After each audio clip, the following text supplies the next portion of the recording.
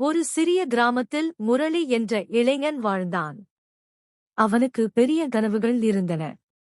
ஆனால் வாழ்க்கை அவனை அடிக்கடி தோல்விகளால் சோதித்தது. வேலை கிடைக்கவில்லை. முயன்ற தொழில் நஷ்டம். சுற்றியவர்கள் உன்னால எதுவும் முடியாது என்று சொல்லிக் கொண்டே இருந்தார்கள். ஒரு நாள் மிகவும் மனம் உடைந்த நிலையில் அவன் கிராமத்தின் ஓரத்தில் உள்ள வயலில் உட்கார்ந்திருந்தான். அப்போது ஒரு வயதான விவசாயி விதை விதைத்துக் கொண்டிருந்தார்.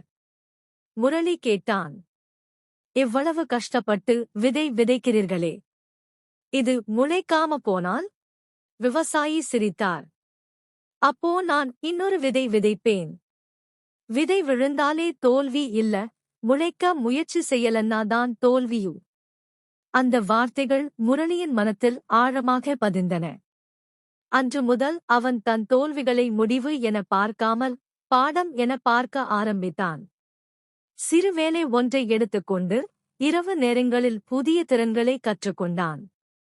மெதுவாக, ஆனால் உறுதியாக அவன் வாழ்க்கை மாறத் தொடங்கியது. சில ஆண்டுகளுக்குப் பிறகு அதே கிராமத்தில் மற்ற இளைஞர்களுக்கு வேலை தரும் ஒருவனாக முரளி மாறினான்.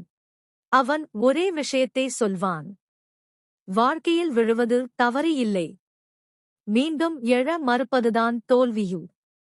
பாடம்: எத்தனை தடைகள் வந்தாலும் முயற்சியை விடாதீர்கள்.